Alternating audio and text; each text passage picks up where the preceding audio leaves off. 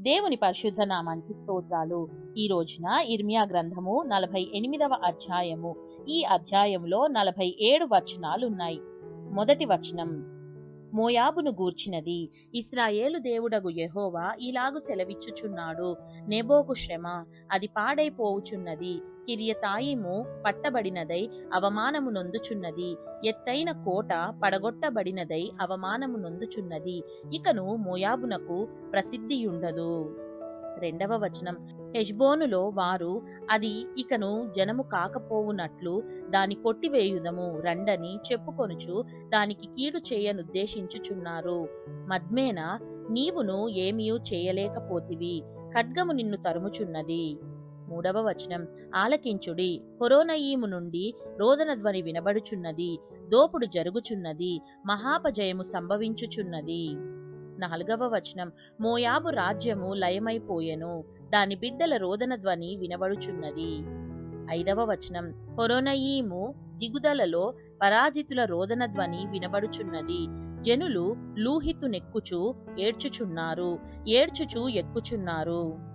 ఆరవ వచనం, పారిపోవుడి, మీ ప్రాణములను దక్కించుకొనుడి, అరణ్యములోని అరూహ వృక్షము వలె ఉండుడి. ఏడవ వచనం, నీవు నీ క్రియలను ఆశ్రయించితివి, నీ నిధులను నమ్ముకొంటివి, నీవును పట్టుకొనబడెదవు.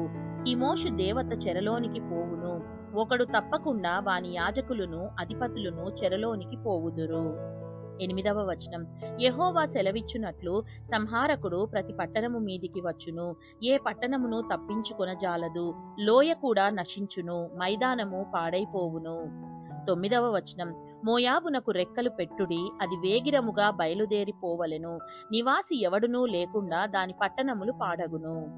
పదవ వచనం, యెహోవా కార్యమును అశ్రద్ధగా చేయువాడు శాపగ్రస్తుడగునుగాక, రక్తము ఓడ్చకుండా ఖడ్డము దూయువాడు శాపగ్రస్తుడగునుగాక.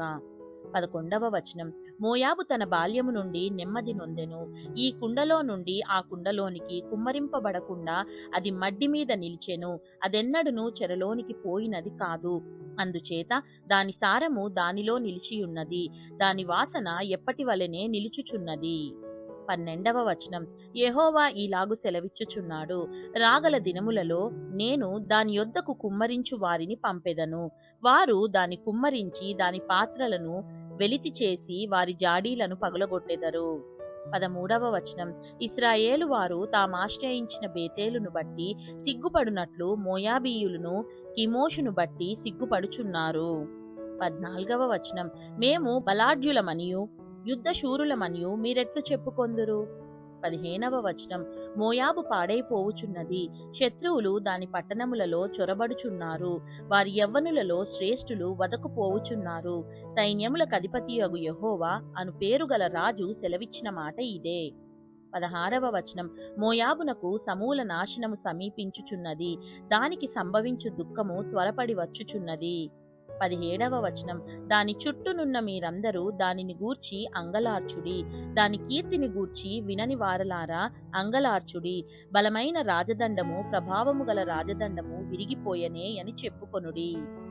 18వ వచనం, దేబోనులో ఆసీనురాలై యుండుదానా, మోయాబును పాడు చేసిన వాడు నీ మీదికి వచ్చుచున్నాడు, నీ కోటలను నశింపజేయుచున్నాడు, నీ గొప్పతనము విడిచి దిగిరమ్ము, ఎండిన దేశంలో కూర్చుండుము.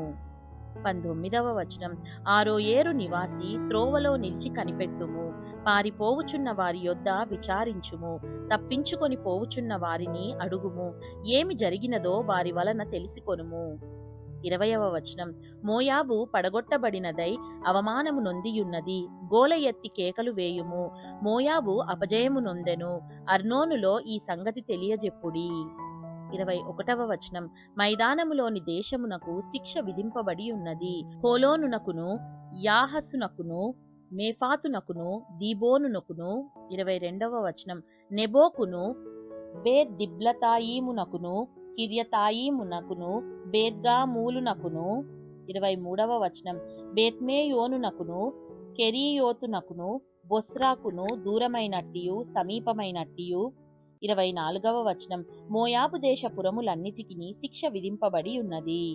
25వ వచనం, మోయాబు శృంగము నరికివేయబడి ఉన్నది, దాని బాహువు విరువబడి ఉన్నది, యెహోవా వాక్కు ఇదే.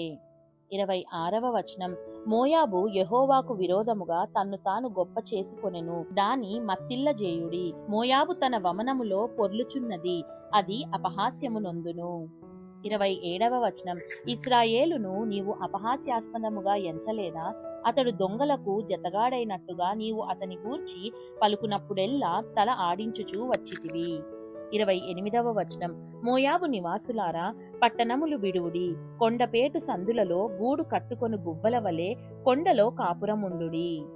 29వ వచనం, మోయాబీయుల గర్వమును గూర్చి వింటిమి, వారు బహు గర్వపోతులు, వారి అతిశయమును గూర్చియు గర్వమును గూర్చియు. 30వ వచనం, అహంకారమును గూర్చియు పొగరును గూర్చియు మాకు సమాచారము వచ్చెను, వారి తామసమును వంచించరాని వారి ప్రగల్భములను నాకు తెలిసేయున్నవి, చేయదగని క్రియలు వారు బహుగా చేయుచున్నారు, ఇదే యెహోవా వాక్కు. 31వ వచనం, కాబట్టి మోయాబు నిమిత్తము నేను అంగలార్చుచున్నాను, మోయాబు అంతటిని చూచి కేకలు వేయుచున్నాను, వారు కిర్హరేషు జనులు లేకపోయిరని మొర్ర పెట్టుచున్నారు.